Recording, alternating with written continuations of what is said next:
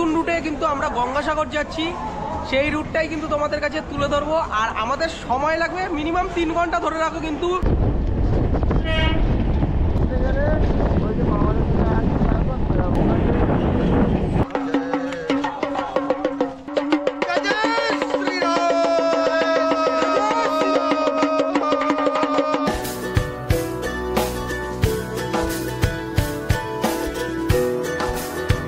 সব তীর্থ বারবার, গঙ্গাসাগর একবার। আর আমি কিন্তু এখন চলে এসেছি এই গঙ্গাসাগর। এই যে এখানে দেখতে পাচ্ছ,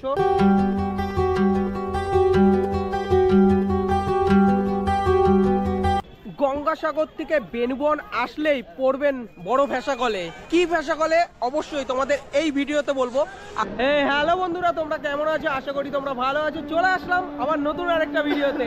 আর আজকে কিন্তু আমি আছি শিয়ালদা স্টেশনে। এখানে কিন্তু রয়েছে দক্ষিণ শাখা, আর এই দক্ষিণ শাখা থেকে কিন্তু আজকে যাব গঙ্গাসাগর।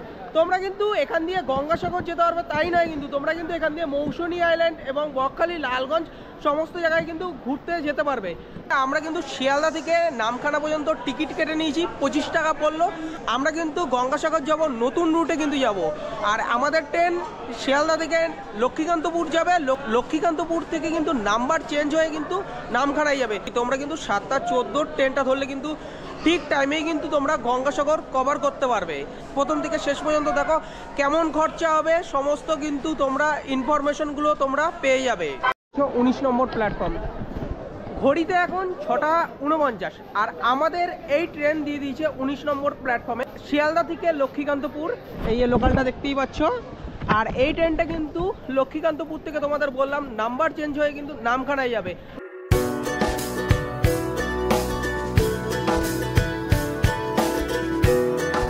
সময় এখন 7:14, একদম সঠিক টাইমেই কিন্তু শিয়ালদা স্টেশন দিয়ে ছেড়ে দিল আমাদের এই train, Sealdah Lakshmikantapur local train. নতুন রুটে কিন্তু আমরা গঙ্গাসাগর যাচ্ছি, সেই রুটটাই কিন্তু তোমাদের কাছে তুলে ধরবো। আর আমাদের সময় লাগবে মিনিমাম 3 ঘন্টা ধরে রাখো কিন্তু, শিয়ালদা থেকে নামখানা পর্যন্ত সময় লাগবে।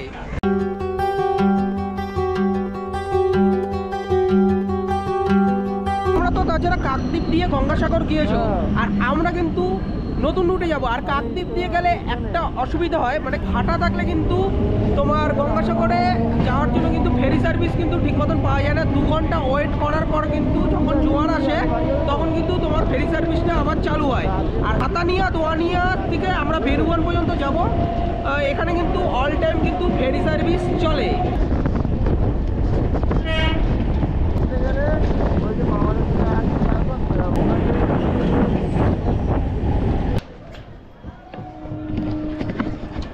দেখো, এটা হচ্ছে কাকদ্বীপ স্টেশন। আর কাকদ্বীপ স্টেশন থেকে কিন্তু তোমরা সরাসরি গঙ্গাসাগর চলে যেতে পারো। আমরা কিন্তু এই কাকদ্বীপ স্টেশন থেকে যাচ্ছি না, আমরা কিন্তু যাব নামখানা থেকে।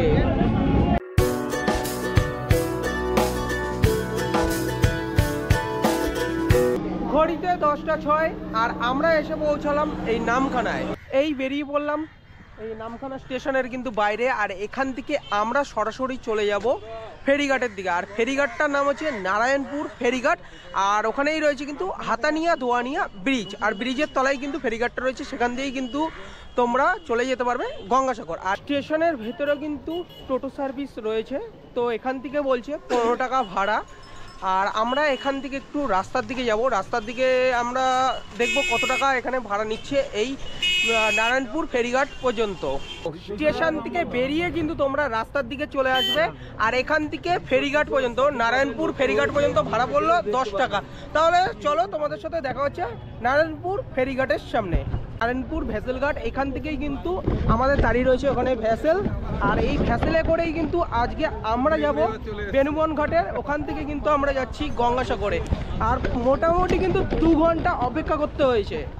আর প্রতিটা বোটে কিন্তু 100 জন হওয়ার পরে কিন্তু আর বোট নিচ্ছে না, তারপর বোট ছেড়ে দিচ্ছে, পরবর্তী বোট কিন্তু তোমাদের যেতে হবে হাতানিয়া দোয়ানিয়া ব্রিজ। আর এই ভেসেলে করেই কিন্তু আমরা যাচ্ছি আজকে গঙ্গাসাগর।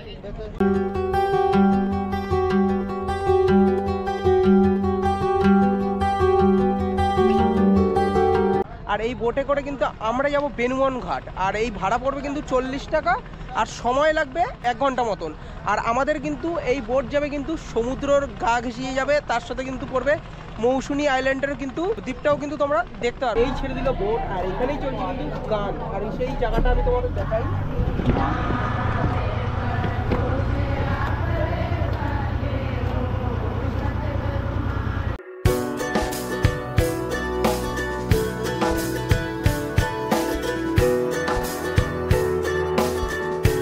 নিচে রয়েছে বসার জায়গা আর উপরে রয়েছে লাগেজ এরিয়া, এখানে কিন্তু তোমরা লাগেজ রাখতে পারো। এখান দিয়ে যেতে যেতে কিন্তু বেশ পরিযায়ী পাখিদের কিন্তু দর্শন হবে, তোমরা কিন্তু যাওয়ার সময় তোমরা এখানে খাবার দিতে পারো, বেশ ভালোই লাগবে।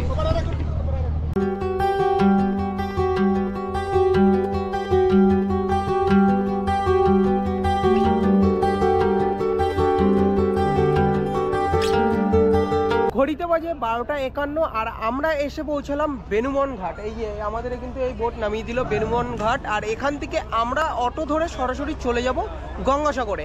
আর নির্দিষ্ট টাইমের কিন্তু ফেরি তো রয়েছে, তার সাথে কিন্তু 4:45 পর দিয়ে কিন্তু তোমরা রিজার্ভ করেও কিন্তু তোমরা ওপারে যেতে পারো। তাহলে চলো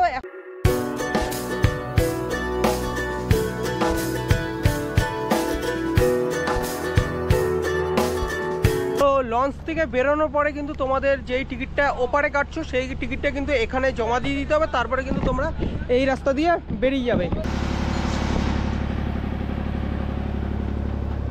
এখানে রয়েছে বেনুবন ঘাট, বেনুবন ঘাটের এই পাশে কিন্তু রয়েছে অনেক টোটো এবং ম্যাজিক গাড়িও রয়েছে, তার সাথে প্রাইভেট গাড়িও কিন্তু রয়েছে। এখানে কেমন ভাড়া তোমাদের সাথেও শেয়ার করে দেবো। এই ঘাট দিয়ে যদি টোটো বা ম্যাজিক গাড়ি যদি নাও, এখানে কিন্তু কাউন্টার রয়েছে, এখানে কিন্তু তোমাদের কাউন্টার এখানে কথা বলে নিতে হবে, আর টোটাল কেমন খরচা পড়ছে এখানে কিন্তু তারা বলে দেবে। আর আমরা কিন্তু এখান দিয়ে টোটো নিলাম, পার হেড 60 টাকা করে পড়ছে, আর 6 জন না হলে কিন্তু সেই টোটো ছাড়ে না। এই টোটোতে করে কিন্তু আমরা চলে যাব গঙ্গাসাগরের পথে, আর এখান দিয়ে সময় লাগবে 35 মিনিট গঙ্গাসাগর পর্যন্ত।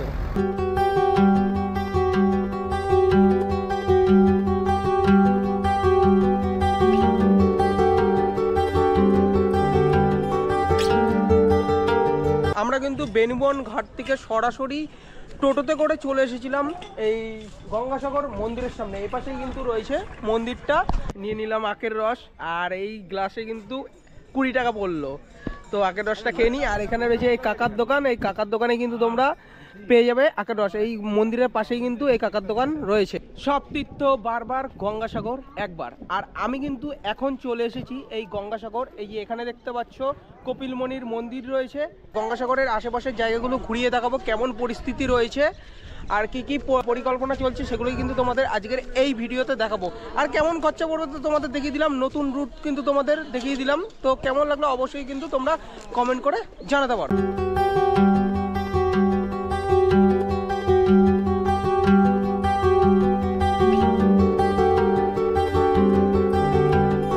পাশে কিন্তু কপিলমণির মন্দিরটা রয়েছে। আমরা এখন এই মন্দিরের ভেতরে প্রবেশ করব, তোমাদের এই মন্দিরের ভেতরে তোমাদের মূর্তিগুলো তোমাদের দেখাবো।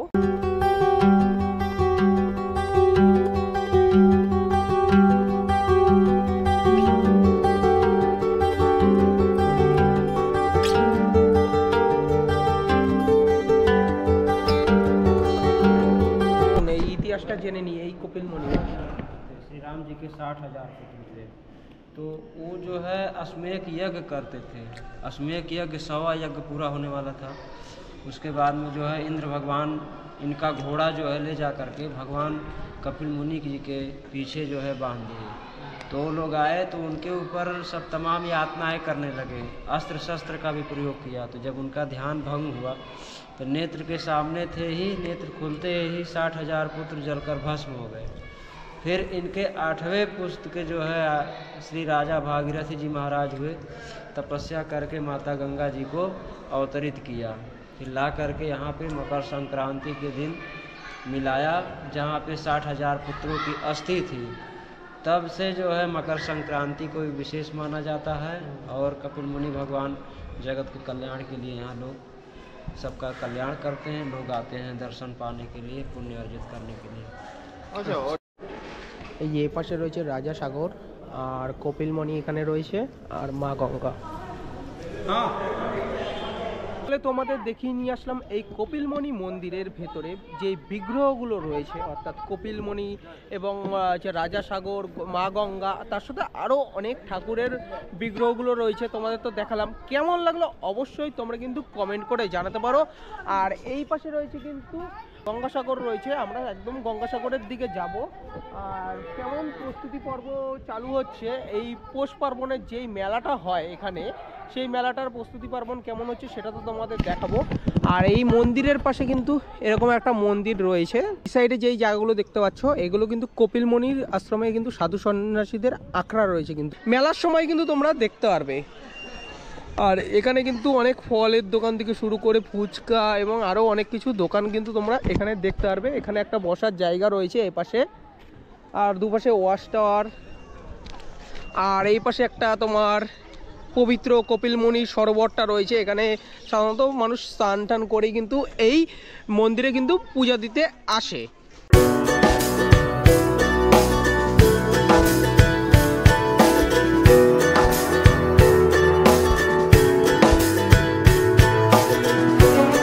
এই মন্দিরের আশেপাশে অসংখ্য দোকান রয়েছে, কিন্তু খাওয়া দাওয়ার দোকান থেকে শুরু করে বিভিন্ন দোকান কিন্তু তোমরা এখানে পেয়ে যাবে। একদম সামনেই কিন্তু রয়েছে সাগর, তো আমরা ওই জায়গায় যাব। আর ওখানে কিন্তু কাজ চলছে। আমি চলে এসেছি গঙ্গাসাগরের এই স্নানঘাটের সামনে, অর্থাৎ সোজাসুজি তোমরা যদি হেঁটে চলে যাও তাহলে কিন্তু স্নানঘাটটা পড়বে।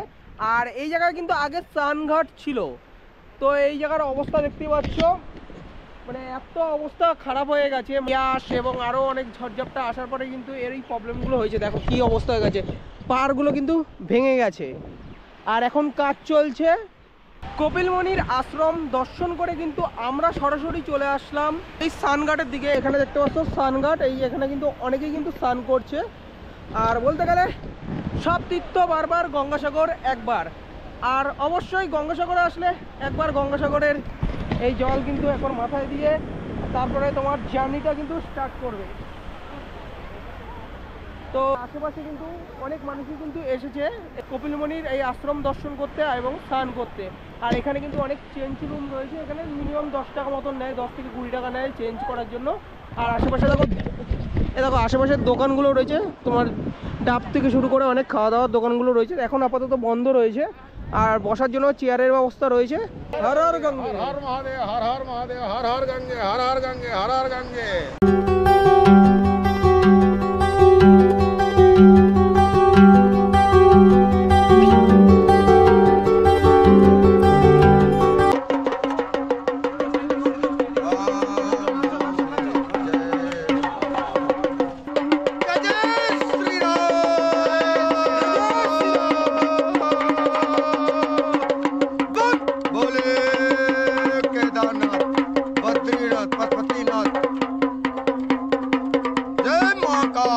তাহলে বন্ধুগণ, তোমাদের তো দেখালাম কলকাতা থেকে গঙ্গাসাগর তোমরা নতুন রুটে কিভাবে আসবে, কত কম খরচায় আসবে। আর এখানেই কিন্তু রয়েছে এই কপিলমণির মন্দিরটা, গঙ্গাসাগরের স্নানঘাটটাও তো তোমাদের দেখিয়ে দিলাম। তো সমস্ত জায়গা দেখানোর পরে তোমাদের এই ভিডিওটা কেমন লাগলো? গঙ্গাসাগর থেকে বেনুবন আসলেই পড়বেন বড় ভেসাকলে। কি ভেসাকলে অবশ্যই তোমাদের এই ভিডিওতে বলবো। আর আমরা কিন্তু গঙ্গাসাগর থেকে এই বেনুবন ঘাটে কিন্তু চলে এসেছি। আর 4:30টায় কিন্তু আমাদের লাস্ট ফেরি। আর এই ফেরি ধরেই আমরা চলে যাব ওপার। আর ওপার থেকে কিন্তু আজকে যাচ্ছি নতুন একটা ডেস্টিনেশনে।